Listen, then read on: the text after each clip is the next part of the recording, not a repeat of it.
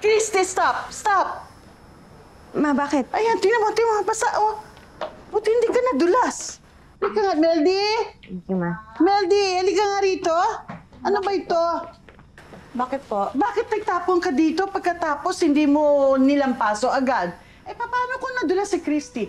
Di magkakaroon pa ng problema sa apo ko. Hindi ko po alam yan, Ma'am. Wala naman pong ganyan kanina eh. Nako, ayan ka na naman. Wala na naman, hindi mo na naman alam. Ma, kanina naman wala yan nung pinainom ko ng gatas si Tori. Oh, paano nagkaroon dyan? Paano kaya kung may nagsadya na magtapon ng tubig dyan? Ito, Ma, may nag-iwan pa nga ng baso. Sino pa kaya?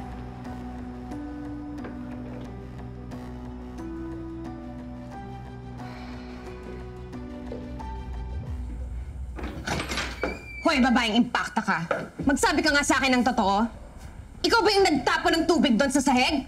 Christy, pwede ba sa susunod, matuto kang kumatok, hindi yung basta-basta ka na lang pumapasok! Hoy!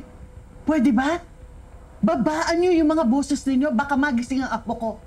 At ikaw, Shaira, bawasan mo yung katarayan mo, ha? Pamamahay namin to, kaya kahit na anong oras pwede kaming pumasok sa kwarto kahit kailan namin gusto.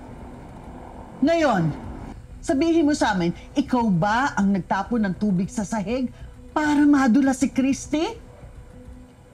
Pwede ho ba mag-ingat-ingat kayo sa pagbibintang ninyo dahil nananahimik ako dito at wala akong ginagawang masama? Ay, sino pa? Sino pa ba dito sa bahay ang may motibo laban sa akin? Hindi ko kasalanan kung dugyot at hindi marunong mag-map ang mga tao dito. At kung sakaling nadulas ka man, so what? Ha? Jordan wouldn't care? Kasi wala naman dyan yung anak niya yung nandito sa akin.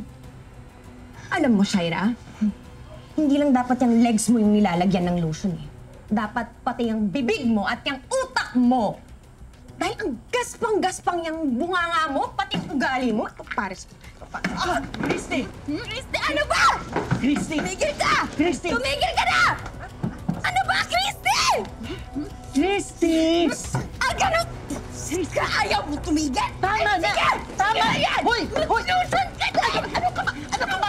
Buntis ang anak ko, ha? Walang iya ka! Ikaw dapat na naglo-lotion dahil napakakati mo! Nagpapabuntis ka ba sa ibang lalaki? Tapos ano? Tatanayan mo ako? Porket nasa bahay niyo ako? Ano? Ano? Diba, biglaan kita? Diba, biglaan na? Diba? Diba? Sabi ko sa'yo, hindi ko palalampasin yung pagmamaldita mo dito sa sarili kong pamamahay! Kaya kahit masela ng pagbubuntis ko, papatong lang kita. Hindi mo ba alam? Half Pinay at half demonita ako! Ah, talaga? Eh, kung ganon, dapat yata ay basbasan ka ng holy water para naman mabawasan yung masamang ugali mo. Hindi, sige, subukan mo! Subukan mo, ha?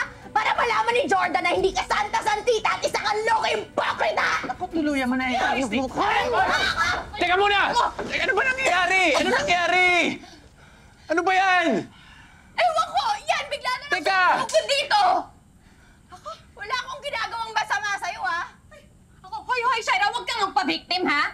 Eh, ikaw yung nagtapon ng tubig doon eh, di ba? Gusto mo yata akong masaktan eh. What? Ano ba nangyari? Anong ginawa nito? Mayroong tubig sa sahig. Tinatanong lang namin si Shaira kung siya ang naglagay ng tubig dahil muntik nang madulas si Christy. At paano kung nadulas ang anak ko? Pupunta kami sa ospital? Baka bakunan pa siya. Jordan, hindi totoo yun. Bakit may ebidensya ba kayo? Ha? Sino nakakita na ginawa ko yun? Kaya nga tinatanong ka eh. Please. Please lang, nagmamakaawa ako. Huwag na kayong mag-away. Okay? Paano kung hindi nga talaga sinasadya, may natapon lang na tubig sa sahig? Ang importante, walang nasaktan sa inyong dalawa. Huwag na natin palakihin pa to. Makakasama pa to sa pagbubuntis nyo eh. Please.